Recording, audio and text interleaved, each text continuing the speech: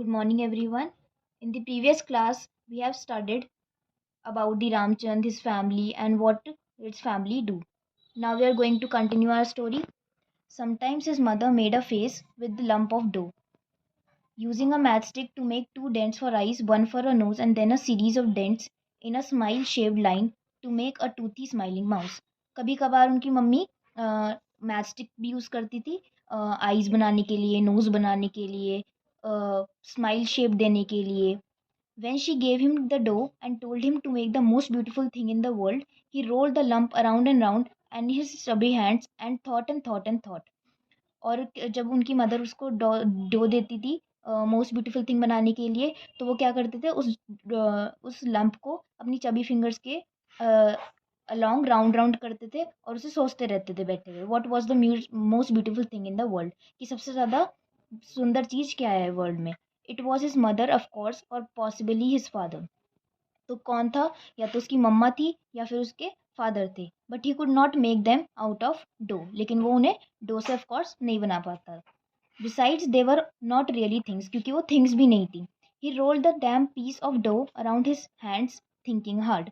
और अब वो क्या करता है, डो को अपने हाथ में लेके सोचता रहता है बहुत. Then Ramchand father called out to his wife from the shop.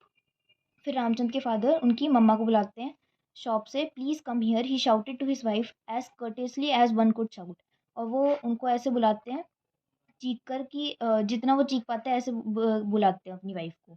रामचंद्स parents were old fashioned, they never addressed each other by their names. और रामचंद के पेरेंट्स जो थे वो ओल्ड फैशन थे, वो कभी भी एक दूसरे को नाम से नहीं बुलाते थे. She turn the stove off, put it in the matchbox safely away on an upper shelf and threw a sharp anxious glance at him. अब वो क्या करती हैं, स्टोव को ऑफ कर देती हैं और मैच बॉक्स को सेफली शेल्फ के ऊपर रख देती हैं. And threw a sharp glance, और बहुत वरिड ग्लांस देती हैं रामचंद की तरफ. She was terrified about the stove. वो स्टोव को लेके बहुत चिंतित थी.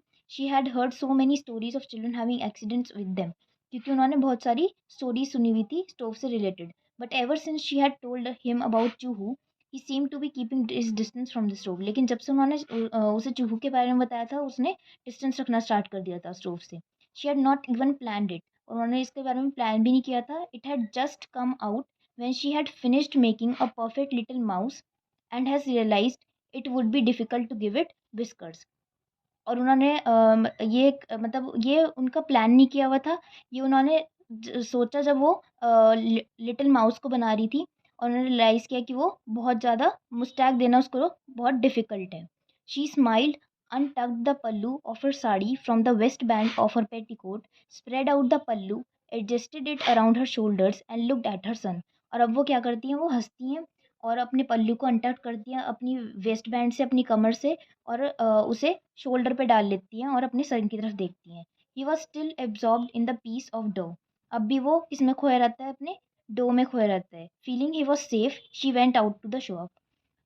ये सोचकर कि वो सेफ है, वो शॉप से बाहर चली जाती हैं. Apparently her husband needed her help to look for a new tin of black pepper that he had misplaced. अब उन्हें उनके हस्बैंड को उनकी ज़रूरत होती है, क्योंकि उनका जो काली मिर्च का टिन होता है वो खो जाता है. They found it after about 10 minutes, और वो उन्हें कब मिलता है, 10 मिनट बाद मिलता है.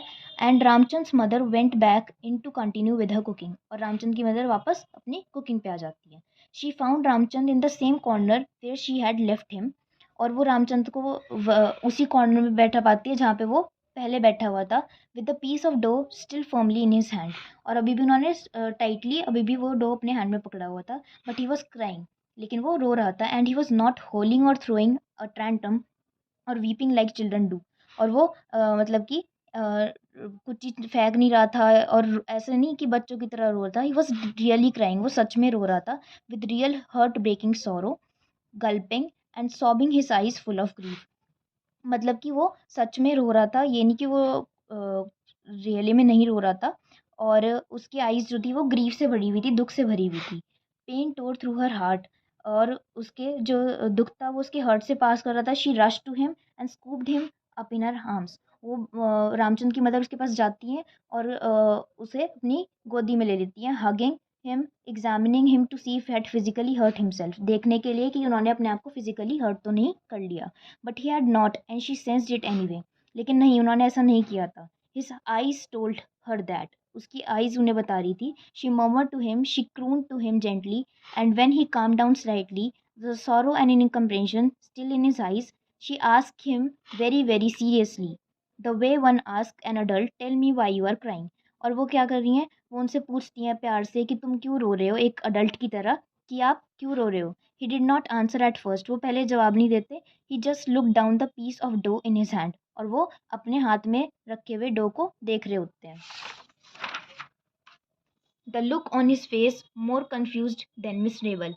और उनका जो लुक था फेस का वो बहुत ज़्यादा कंफ्यूज था पहले से भी ज़्यादा. Thank you.